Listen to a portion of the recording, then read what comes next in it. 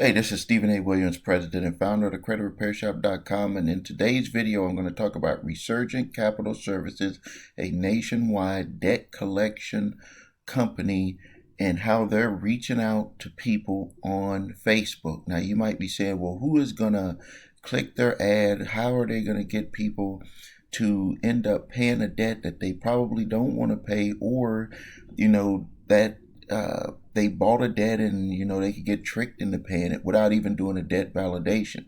They're advertising to people straight up front, and they're not even telling people that they have a right to do a debt validation. They're just trying to catch people by saying that we have very flexible repayment plans and roll your refund into debt relief, and we make paying off debt easy. Well, number one, you have a right to do a debt validation with any debt that you get, especially when it comes from a third party who buys your debt.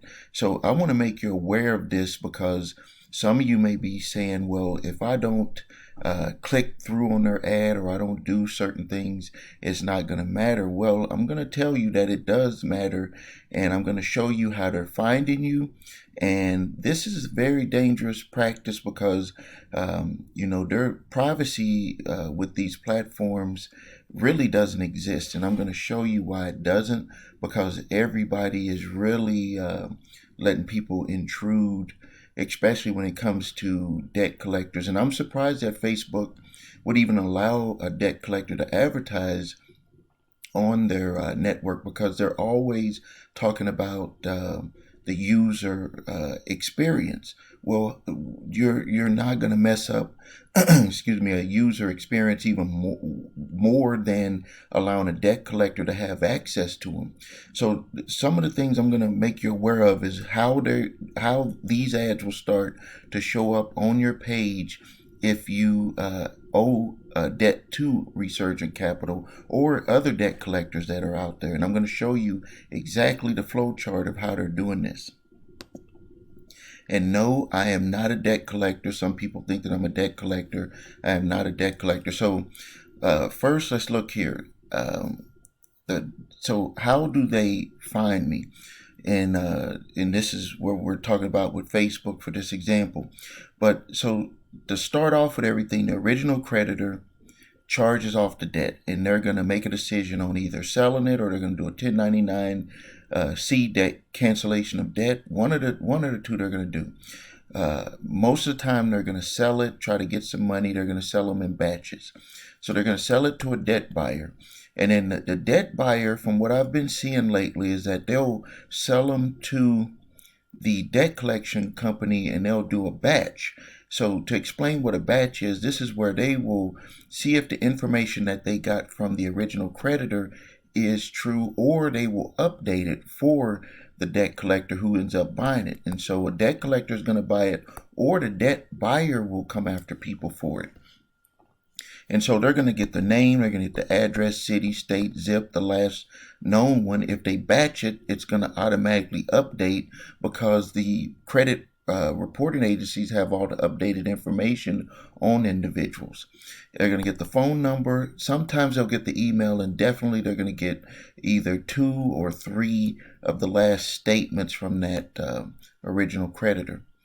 And then debt collectors, what they're doing, if they don't get this done, get this done by the company that purchased the debt, they're going to go and do it themselves, because this will give them more tools to be able to go after people, to find people, because what they're in the game of doing, in the business of doing, is hunting down people to get them to pay for the debt, and they're going to need the most accurate information to find those people. But now this is where everything is starting to get very, very interesting when it comes to privacy. And I don't think that you are aware of this, and I'm only aware of it because I also own an advertising company, and this is something that we do to help people find customers. So what they can do now, and this can be done on every platform that's out there, and this is what they do. They can dump that batch, that information, this stuff right here. not the statement, but all of this personal data right here, they can dump that into the platforms.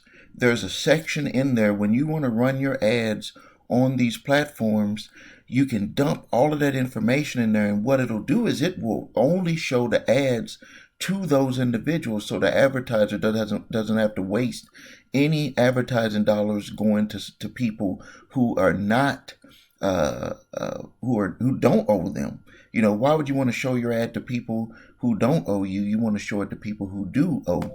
So that's why they're doing that. And then what'll happen is the ads will pop up on whatever platform you're on. They'll start popping up, and then if you click those ads, this ad will follow you all over the internet, because they know that you owe, and they're going to try to hit you with that strategy. But also, once you click that ad, it's going to allow them to send you messages also in your, for example, in your Facebook or your Instagram.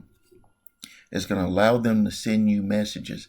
Now, you might be saying, okay, well, Steve, if I don't click it, they're not going to be able to find me. Well, I want to show you something, something that you may not be aware of. All of us marketers know about it. This is heat map. Let me show you. Let me show you what this is about. Okay, now, website heat map. Quick and easy setup. Get insights faster to improve your website design. Lead your visitors to conversions. Now, let me show you what that is. I'm going to go to images. Now, on Facebook, have you ever wondered why on Facebook you could look at an ad and you don't click it, and all of a sudden you're still seeing that ad over and over? That's because they're using what's called heat mapping technology. They're selling this to advertisers. And on websites, what website owners do is they look at this. Someone is not clicking. This is just your eyeball right here. You're asking, how do they know this? There's technology that allows them to do that. Look at this. This is what advertisers use to say, okay, people are looking at this information here. They don't care about this information here. What are we saying here so we can hone in on our message and get people to flow through? On this one here, they're looking at all the different stuff all over the website. So they would be able to say, hey, you know, we have good information on there. People really do care about what we have to say. On this one here, you can see it 1 and 2. They really only care about a few things on that individual's website.